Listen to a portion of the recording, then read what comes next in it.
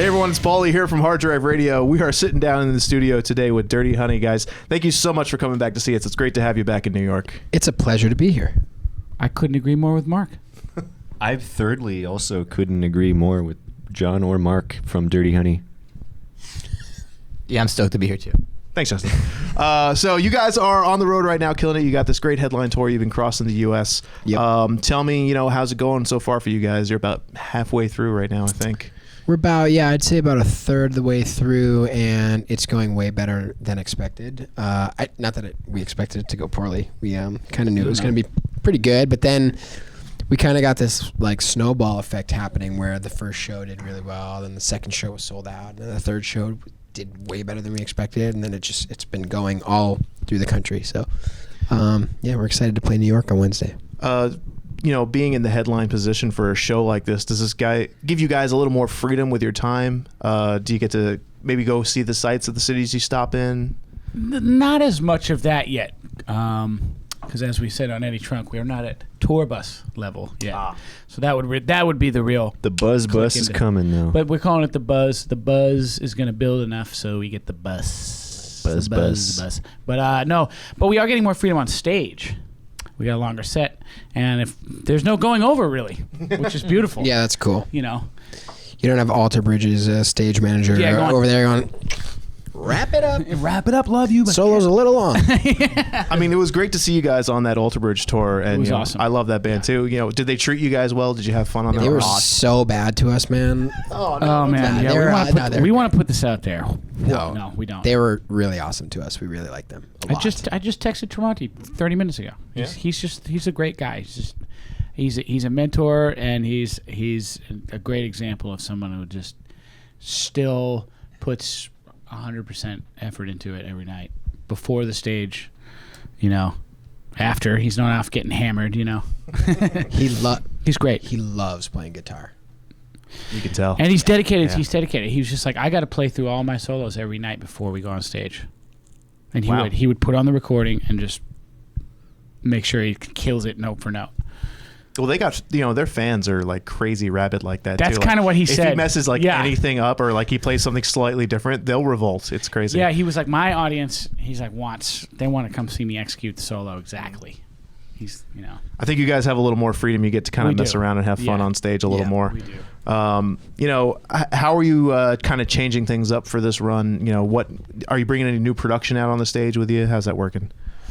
We have a backdrop that's appropriate for the venues. I don't know. We're not at like the production level. Got a new bass drum head. Bass drum head. That's big production. It's got the Rolling Sevens tour logo on it. Yep. But nothing really production related. New snare drum. That's backline technically. John's got some new moves. I brought some new moves with me. I think musically though, what we're trying to do is like create a sense of a rock and roll community at the shows and have people dancing and singing along, and that's certainly the focus. And we've introduced some new music too, so that's probably the most exciting thing that fans are going for. So I think it's pretty. If we can just excite people without any of the production right now, I think it's a testament to we're doing it right, and also if we're bringing something back, which people like to say, that is what I would like to bring back. Is like we don't need the extra stuff. Yeah. I mean, obviously, I want to be raised with like Beethoven sleeves, in steam for an extended personal guitar solo that lasts 20 minutes in an arena. But that's later. That comes with time. Yes, you guys will get there. I believe that. And I want to play with the violin itself. $10,000 worth of pyro at every show. Yeah, exactly. That's coming for you guys. Right now, it's just I don't know if I want rock and roll. Pyro. You don't want pyro? And then you got to do stage blocking. Do you see our hair? We can't do pyro. No, you guys got to stay away from it. Yeah. You guys are just. That's why Metallica cut off all their hair. They're just too close to the pyro all the time. So this run, what kind of crowds are you seeing? You said you're playing a couple of new songs. Are you getting good feedback from the audience? It's been great. Yeah, everybody's. I said, the day after we introduced this tune that we've been playing, these kids were on Instagram the next morning learning it and posting about it, and it was really cool. just to see these little kids with their Gibsons, playing a song that's been out for like 12 hours, It's amazing. It's not even out, really. They just ripped it off a bootleg, on YouTube or something. So we had one guy from, I think, Brazil. He did a cover on bass, and he sang it. Wow, he was killing. I was like, well, Justin, he's better than me and you. Yeah. He can play it. It I was like, I can't sing it. Yeah, it was Rollin sevens, I think. So he was playing that bass. He was killing But it. yeah, it's been cool. We're playing places that are, 300 to 700. Detroit's like 1,000, so you pack, a couple hundred Dirty Honey fans into a room that know your songs and are there to see you. It's a pretty special environment for us, obviously. So I'm very much looking forward to seeing you guys play again. And one of the songs that we're rocking right here on HardDrive right now is, you mentioned before, Rolling Sevens. That is the current single. Give us a little background on that song and how that all came together. Jeez, John had a riff that I was pretty interested in. Not even the chorus one. No, right. John just had this vibe, this intro vibe, and I was like, that's cool, man. Yeah, that's true. The intro. That intro riff at the beginning of the song? The intro riff, it came, so we were working on the riff that I had written the chorus riff a little bit different, and I made a demo of myself, and with my computer, just no one had heard it yet. But I was imagining it really fast. It was like, it was kind of more like the other riff that we kind of have coming up. And long story short, I'm starting to noodle it in a rehearsal, just like feeling it out, and Corey kind of latched onto it, but at a much slower tempo somehow, and he started putting the swing on it, and then I was like, okay, cool, that's way better, and they've never heard the original one, which is pretty fun, because I was like, well, we beat it, and so we started working on that, and then somewhere in there, I just casually noodled what is the intro, this is so classic too. I think we saw this in like the Pump documentary too, where it's like they're like, we got to have recorders on all the time because guitar players are just noodling, not thinking that something good's coming out, and Steven Tyler's like, what is that? And he literally did that with the intro. He's like, that is so funny to me how unaware he is, especially sometimes, of his own brilliance, because he's just like, when we write, actually, just me and him, it's almost like nothing ever really comes out, because he just is like playing too much at me, and he's just like, tell me when you think something's good, dude. I'm just gonna keep playing, and I'm like, well, like it's not organized enough for my brain to comprehend. You know what I'm saying? So who gets to the responsibility to lift all that stuff out and be like, this is great, this is great? Well, I've done a better job of sort of doing that on my own, and then presenting an idea. Yeah, he presents a more complete idea, but oftentimes I find we take what you're doing and simplifying it a little more. Yeah, a little bit. Yeah, sometimes, usually. probably like half the time. Yeah. Watching the video for that one, was that fun for you guys to shoot? Fun might not be the right word. Hot, hard work. But that was, it was, culmination of having talented friends, having, more friends that were willing to rent us a location for super cheap, and getting some people in LA involved, and, doing a one-shot video is always a challenge. But I was going to ask about that, because that inside shot is all one sustained movement. Was that just like really good editing, or was that all one take? That was all one. We did that. Rehearse that? A ton of times, yeah. A ton of rehearsals. We birdmanned it.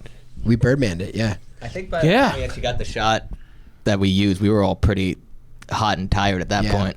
Because you do it like probably 20 times. And then, talented director, though. My buddy Scott from A+ Films, he's like super deep in the hip-hop world, making music videos. And, he was like, I think we can do it if we just try. I'm like, let's give it a shot. He was up for the challenge, and so we all were too. And I remember after the video, they were kind of like, I don't know, man. I don't know if it's cool. And then like the first day, it was like, bam. Everybody was like, this thing's sick, So it was really cool. I enjoyed it. Another great video that you guys have put out recently is that RCA studio session down in Nashville, man. Like, first of all, tell me what it was like, walking those hollowed halls, and then, get into the actual video itself and shooting that. It's history. Right? You're just looking at it. Every picture seems like a legendary moment.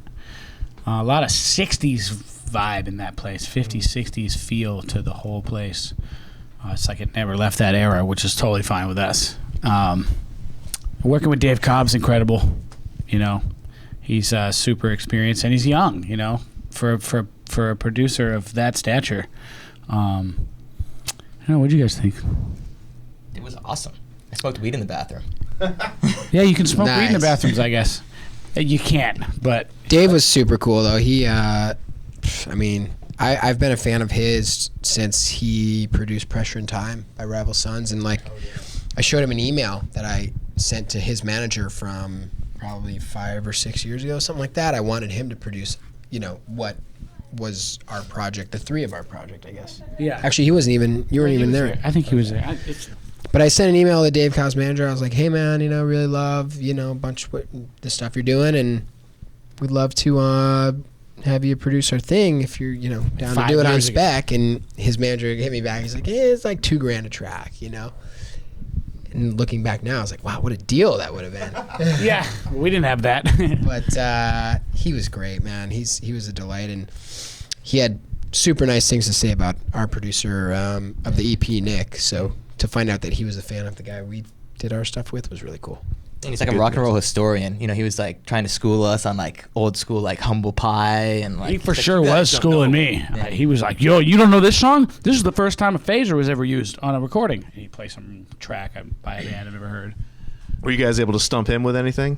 No, No? I didn't try. Not possible. You know, we're not trying to do that the first time we meet. We were all stumped though on the pre-chorus to Last Child.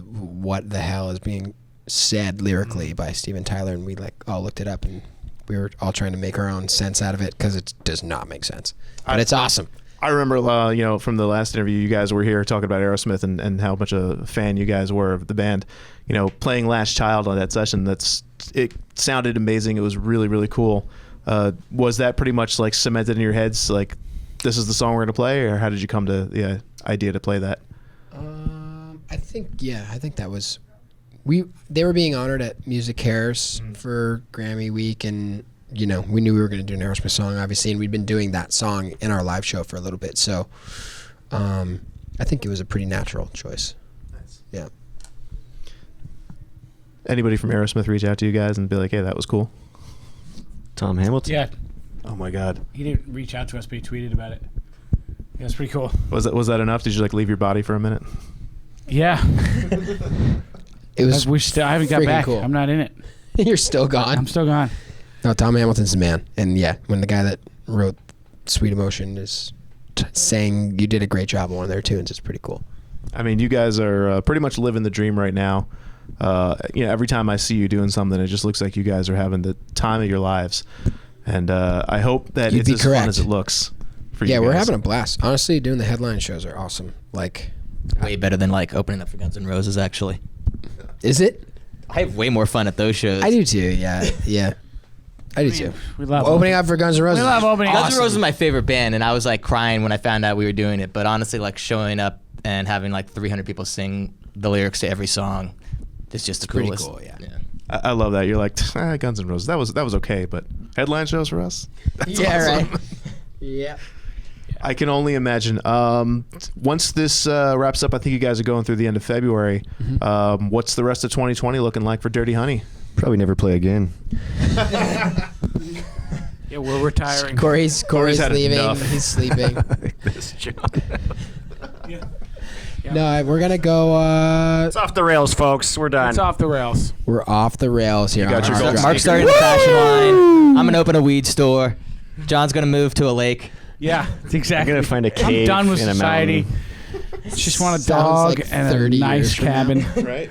I No, guys we might got Through the do want cycle that real stuff. quick. Yeah. we got a bunch of. Love each other. By the time you hate each other, the band breaks Yeah. up on March, and then grow a beard, reunion grow a towards beard by September. You're good. August. You know, See us now. Do an insane solo album that makes no sense by September. We got in reality, we've got a bunch of radio shows we're doing in April, some festivals. We're coming back through this way to play for DHA at the Prudential Center, and then we got to go to Australia. We got to go to Japan. We got Europe hopefully coming. Hell yeah! So You guys ever been in Japan before? I've never had. Me neither. I've always wanted to go, man. I bet it's going to be a Get hoot. some It's ramen. some I'm so sushi. excited for the Yeah. ramen, dude. going to be awesome. The food. That's why you travel. It's for the food, right? It's for the food. Yeah. You gotta watch Sights. it though, because if you go crazy, then you just be too. We're on stage every night. We Are you a gotta. sake fan? We can't talk about having Nope. sexy rock and roll.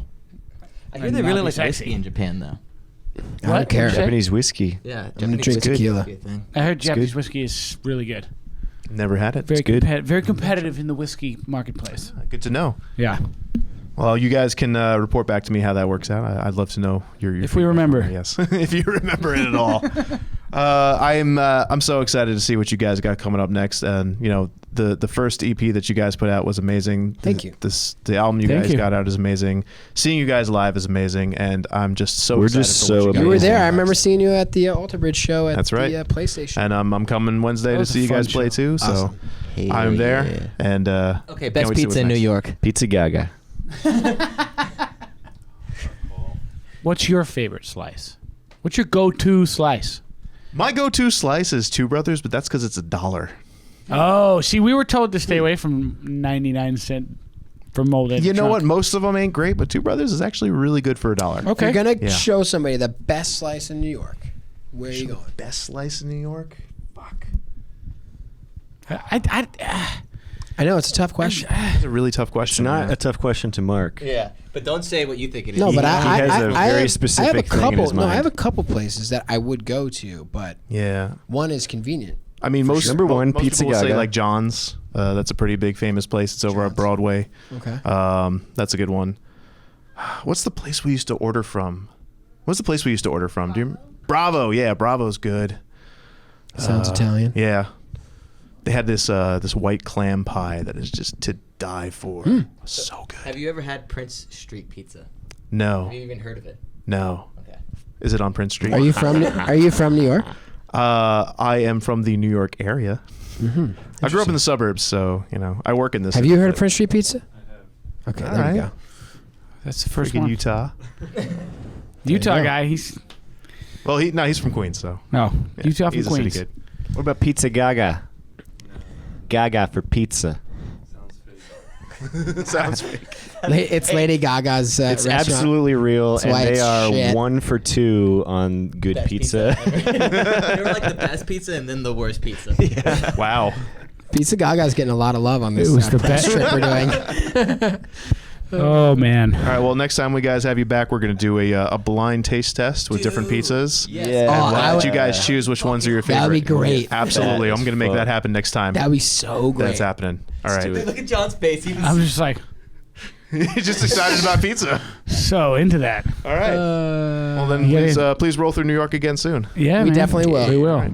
In the meantime, Dirty Honey, they're on the road right now. Check them out. Keep it dirty, people. Keep it dirty. Keep it dirty.